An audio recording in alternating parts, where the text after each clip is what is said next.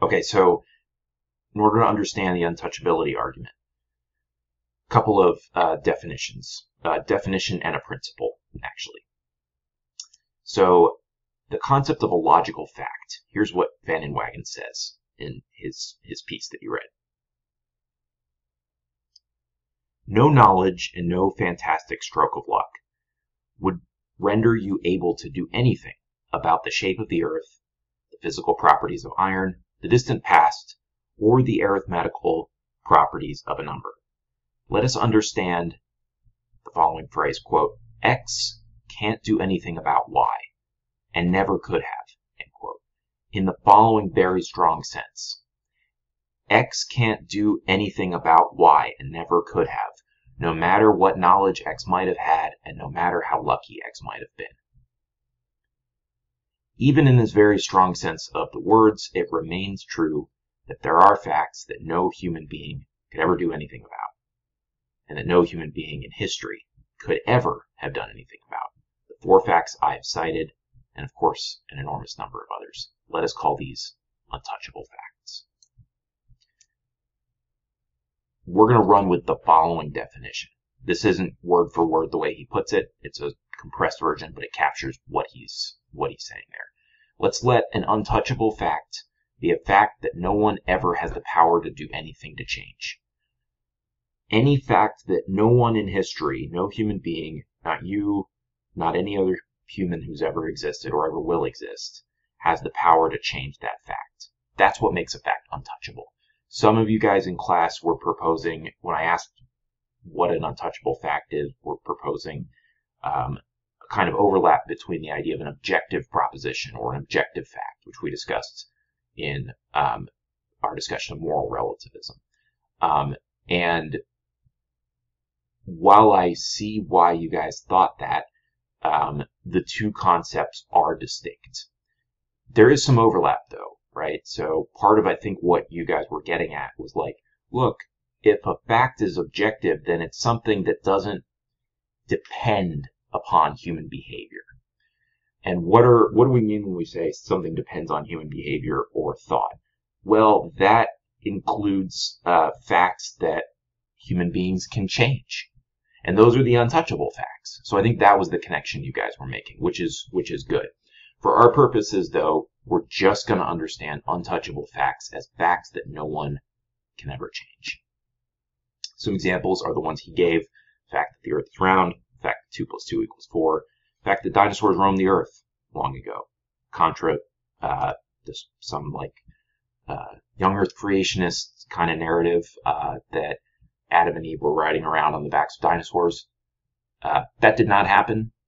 Whatever your reading of the book of Genesis is, I want to humbly suggest that that's not what's being communicated in Genesis 1 through 11. The fact that if God exists, then there is no unjustifiable evil. That is a fact that seems true and also seems like the kind of thing that's totally outside our control. Note that this is a conditional fact.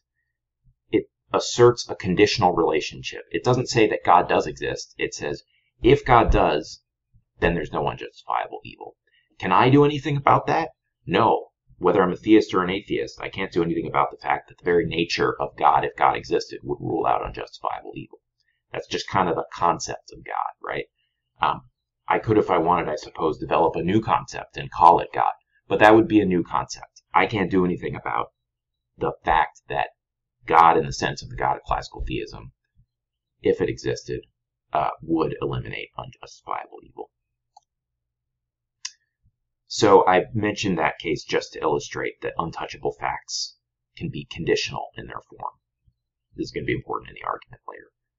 Okay, here is the second bit that you need to know. That was a definition or an explication of a concept. This is a principle, a logical principle. Van Inwagen says it's a principle about the logic of untouchable facts. In characteristic Van Inwagen fashion, he just calls it principle with a capital P. Here's what he says. Suppose it's an untouchable fact that P, where P is just any proposition. Fill that in with a declarative sentence. That's all he's saying there. The fact that there are an even number of stars in the sky. Let that be P.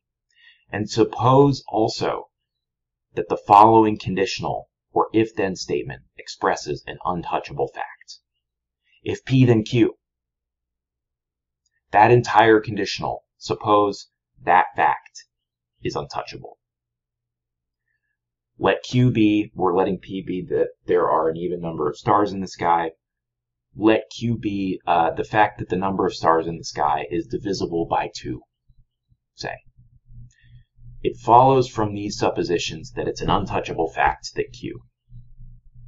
So if it's an untouchable fact that there are an even number of stars in the sky, seems untouchable if anything is.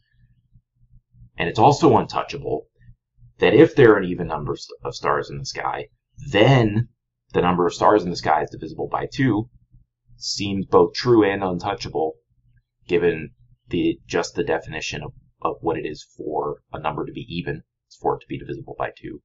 It follows from these two suppositions that it's an untouchable fact that Q. It's an untouchable fact, not only that there are an even number of stars in the sky, but that the number of stars in the sky is divisible by 2. If it's an untouchable fact that P, then it's an untouchable fact that if P, then Q, then it's an untouchable fact that Q. That's principle. Another way to understand principle is as asserting that the following argument form is logically valid. 1. It's an untouchable fact that P. Let me start over. Premise 1. It's an untouchable fact that P. Premise 2. It's an untouchable fact that if P, then Q. Conclusion, therefore, it's an untouchable fact that Q. Any argument that has that form, according to principle, is logically valid. It's such that if the premises are true, then the conclusion is also true. Now, you'll probably notice that this looks a lot like modus ponens. P. If P, then Q. Q. You might even think that's just modus ponens, right? We know that's valid. It's not modus ponens, even though it looks very similar. Why not? What's the difference? Well, this argument form, the one expressed by principle, has before our variables, before P and Q, what's called an operator. It has it's an untouchable fact that. Once you insert a new operator in front of a variable in logic, that can, although need not, it can affect the validity of the argument form. At the very least, what it does is gives you a new argument form. So even though we've got P's and Q's, and the second part of the premises and conclusion there, if you just ignored the operator, would look like modus ponens, by inserting the it's an untouchable fact that operator at the beginning of the premises and conclusion, we have an argument form that's distinct from modus ponens. So we can't infer just from the fact that modus ponens is valid that the principal argument form is valid. So Van Inwagen needs to say something to tell us why he thinks it's valid. Here's what he says. To endorse principle is to endorse the following thesis. Replace the symbols P and Q in the principle with any declarative sentences you like. The result will be true. Here's an example that will illustrate this thesis, what this thesis implies. We replace P with, quote, the last dinosaur died long before I was born, end quote, and Q with, quote, I have never seen a living dinosaur, end quote. The result is, so let's go ahead and put up what the result is. If we substitute P for the last dinosaur died long before I was born and Q for I have never seen a living dinosaur, here's what we get. Swap out P for the last dinosaur died long before I was born in premise 1, and we get it's an untouchable fact that the last dinosaur died long before I was born. That's true, right? That's not something I can do anything about, that the dinosaurs died out before my birth. And then swap out Q for I've never seen a living dinosaur. The result is this. Premise 2, it's an untouchable fact that if the last dinosaur died long before I was born, then I've never seen a living dinosaur. In other words, I can't do anything about the fact that the dinosaurs dying before my birth prevents me from seeing them, right? If I perhaps, in some impossible sci-fi world, invented a time machine, right? Maybe that would be a scenario in which I would be able to, the dinosaurs would have died out long before I was born, but I would have nevertheless been able to go see a living dinosaur. Assuming that that kind of time travel is not possible, 2 seems true. It's an untouchable fact that if the last dinosaur died long before I was born, then I've never seen one. And it seems to follow, and it indeed does follow, and it's true, that it's therefore an untouchable fact that I've never seen a living dinosaur. The reason I can't do anything about the fact that I've never seen one is that they died long before I was born, which is something I can't do anything about, and their dying long before I was born implies my not being able to see them, which is something I can't do anything about. That's why I can't do anything about the fact that I've never seen a living dinosaur. So that's just like one substitution, and it looks like we've got true premises and a true conclusion. I just want to note that Van Inwagen's argument is going to work only if every substitution of P and Q it results in true premises and a true conclusion. That's what it takes for this argument form to be valid.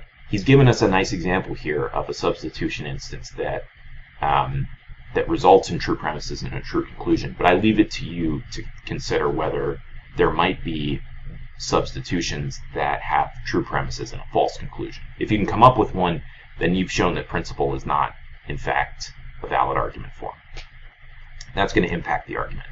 So, to recap, Van Inwagen's argument for incompatibilism, which we'll lay out in a second, takes for granted the definition of untouchable facts, and then this logical principle about the way untouchable facts work in an argument.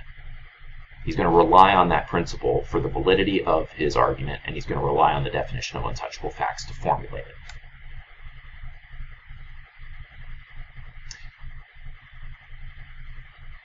This is determinism. I want to just put it back up on the screen so you can have it in your mind as we go. Necessarily, if the state of the world at time t is s and the laws of nature are L1 through Ln, whatever those laws are, fill in the details, then the state of the world at a subsequent time, t plus 1, is s star. It's impossible, given s and L1 through Ln, for there to be any other future. There's only one s star at the subsequent time, t plus 1. Van Inwagen is going to give us an argument for the incompatibility of determinism and free will. So, although, as we'll see, he assumes the truth of determinism at a certain point in his argument, it's important to keep in mind that he is not thereby endorsing determinism. What he's doing is assuming it in order to show that its truth would, if true, rule out free will. And so his conclusion ultimately is going to be, if determinism is true, then there's no free will.